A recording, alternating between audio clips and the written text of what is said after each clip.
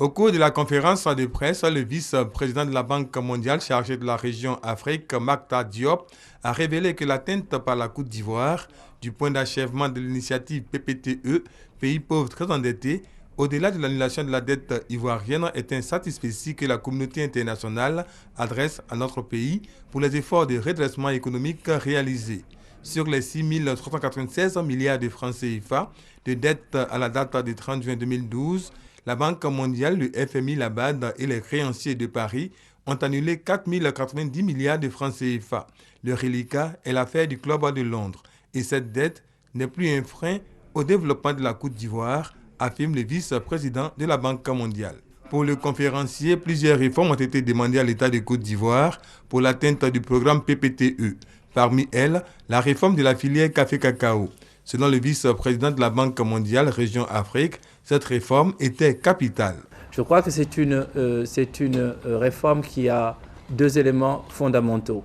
Un, c'est d'augmenter la part du prix mondial qui va aux producteurs. Et 60% du prix CIF ira aux producteurs, ce qui est une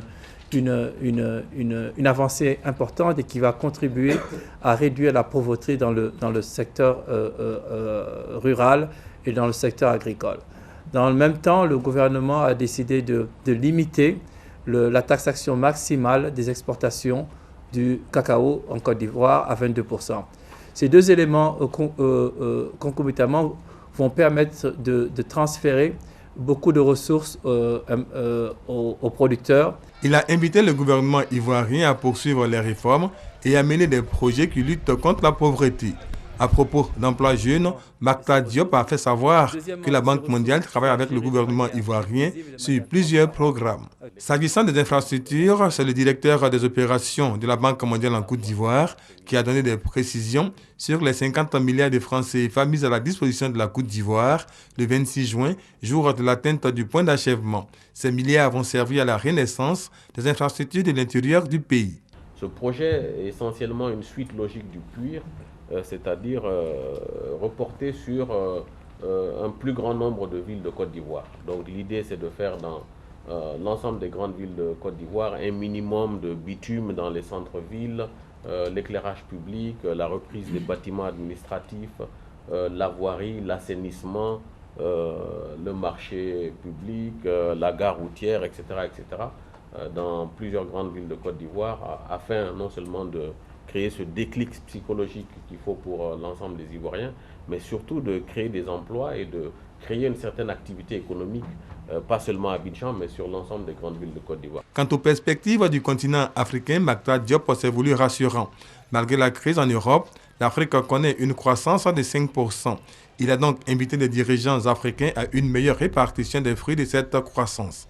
Le défi pour l'Afrique dans les 5 prochaines années, ce sera vraiment de créer les conditions pour que la gestion, d'abord pour que les pays puissent avoir des contrats avec les investisseurs dans ces secteurs, qui soient des contrats bien équilibrés, des contrats où les pays africains puissent bénéficier réellement de ces ressources.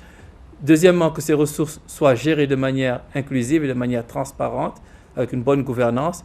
Et que troisièmement, que durant cette période de transition entre la découverte de ces sources de matières premières et d'énergie principalement et la réception des royalties et des revenus qui sont liés à ces ressources, que cette période intermédiaire soit gérée de manière responsable et qu'il n'y ait pas que ces ressources et ces revenus futurs ne soient pas gagés pour des investissements immédiats et des dépenses immédiates.